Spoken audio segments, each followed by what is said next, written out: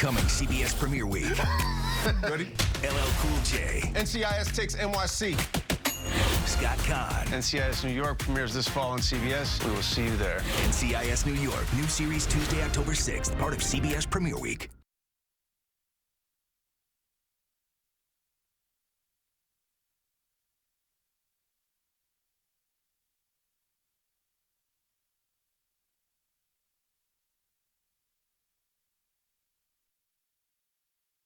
This is CBS LA Mornings.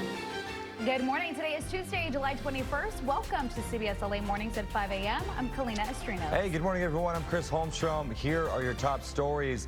Cleanup on the 405 after a deadly wrong-way crash. We're tracking the investigation, also the efforts to reopen before the morning commute. Also, slowly but surely, repairs are progressing on the West Hollywood water main break. We are live with a big step forward that we're expecting today. And violence escalates between the U.S. and Iran, and so is the strain on Americans' wallets. We'll have a look at the impact. But first, let's take a look at the forecast. We've got Marina Jurica in for Amber Lee this morning for that. And, you know, it's been a little warm outside, Marina.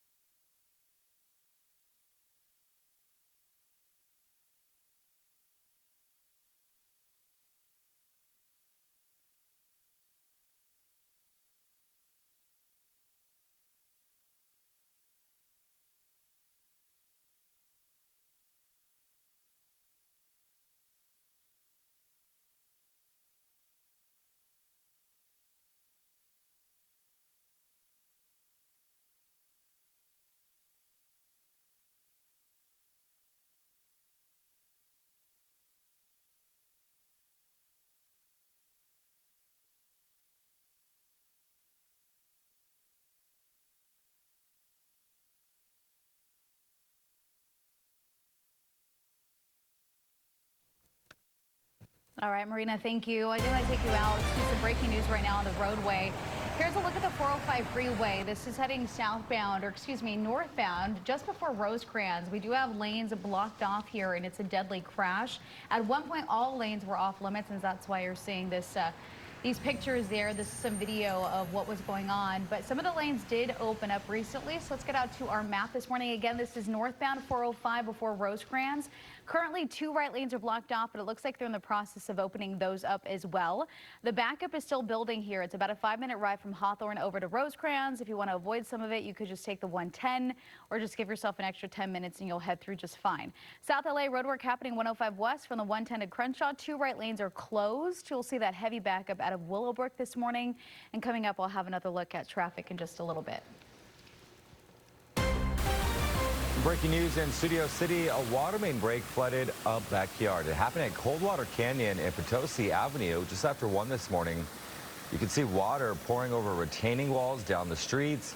DWP crews, they were sent to the scene. They now have the water turned off.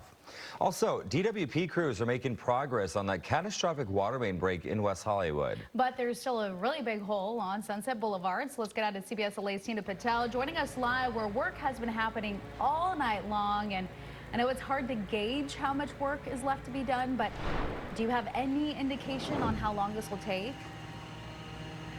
Yeah, well, the unfortunate thing, Kalina, is what you said. It is a really big hole. So you can see behind me crews working throughout the night. They are making progress, but it's going to be several more days, maybe until the end of this week, before they can get this stretch of Sunset Boulevard back open. LADWP said last night that crews have now completed pressure testing and leak checks on the new 25-foot section of pipe that they installed. So they're moving on to backfilling the massive hole with 30 truckloads of concrete mixed slurry. Once that is done, the slurry will have to cure, a process that will take at least 36 hours. Only then will crews be able to install new asphalt and get the street back open. The more than 100-year-old trunk line burst early Thursday, sending 17 million gallons of water through the streets.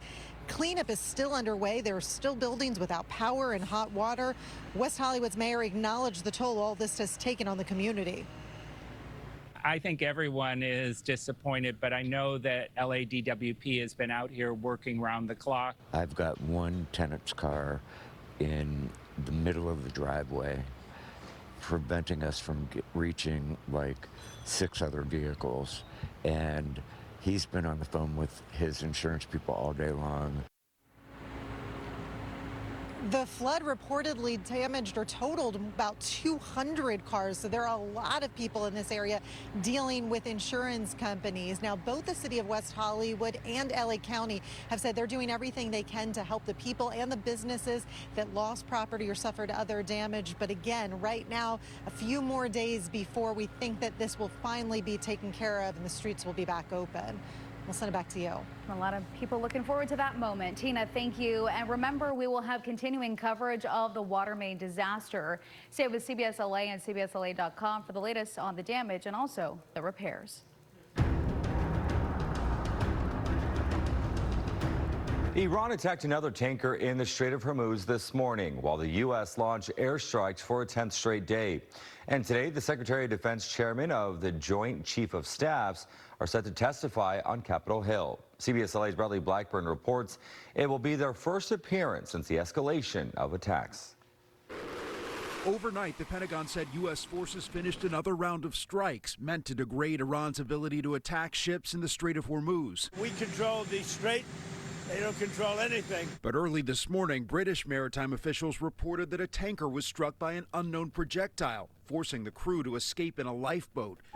While in Kuwait, air raid sirens rang out to warn of incoming Iranian missiles. Neither side really has articulated their clear strategic objectives of what they hope to accomplish through this latest spurt of violence. On Capitol Hill, Democrats say they'll press for those objectives when Defense Secretary Pete Hegseth testifies before a Senate panel today. I intend to question Secretary Hegseth about the policies and the strategic decisions that led to this war and to its rising costs. In the tragic toll of war, 2 U.S. service members identified as 19-year-old Texas native Private Isabella Gonzalez and 25-year-old Hawaii resident First Lieutenant Tyler James Feehan, stationed out of Fort Bragg, were killed in Iran's attack on an American base in Jordan over the weekend. A third is missing. On social media, President Trump warned every time Iran kills an American soldier, they will pay for that killing many times over. Meanwhile, the State Department is cautioning Americans abroad to be extra vigilant, warning that Iran or groups aligned with Iran could seek to target them.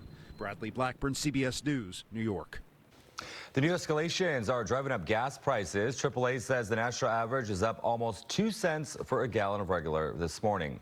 Now, it's now past that $4 mark and up more than 13 cents from just a week ago.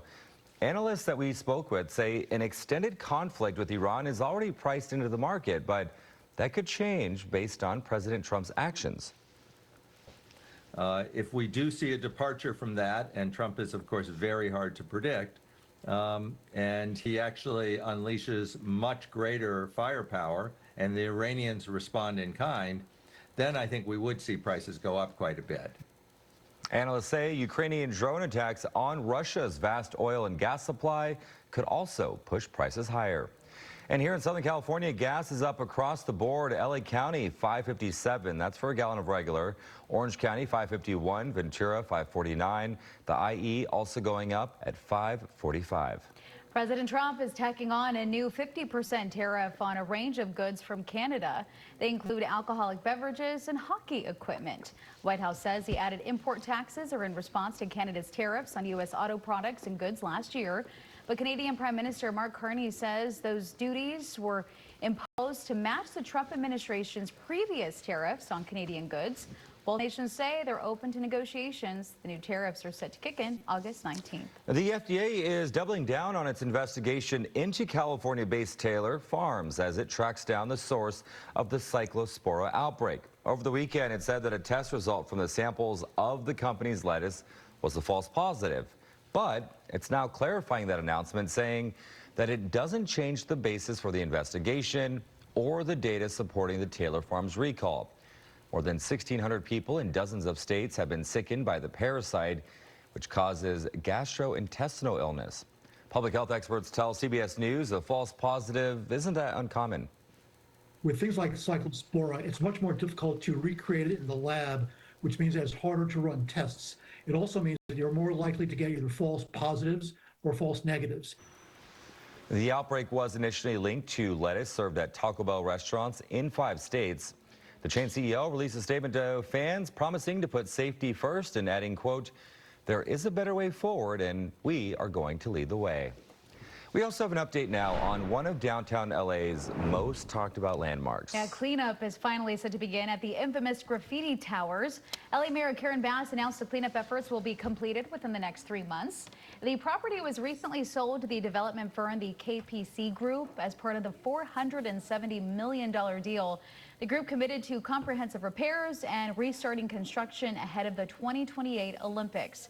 The 3-tower complex has sat abandoned since 2019 after its original China-based developer ran out of funding. The site has since made headlines as a hotspot for graffiti and social media stunts, leading to dozens of arrests. I'm sure a lot of people in the neighborhood are going to be happy that cleanup will finally begin. All right, if you want to catch them all, you have to wake up bright and early. We have a live look at the line of Pokemon fans camping out overnight. Where'd they go? There's a guy right there sleeping. Oh, okay. They must be taking a little nap somewhere. This is at Sam's Club in Southgate. They're waiting for a new card collection that'll be released this morning. And as you can see, there's one right there. Oh my gosh, they're asleep. Hey, why aren't they watching CBS LA Mornings? Because they need a rest before they get their cards. Time to wake up. We've talked to a couple people. Take a look. I got to catch them all, man. I got to get the Pokemon cards. We started being here on Sunday like in the afternoon. We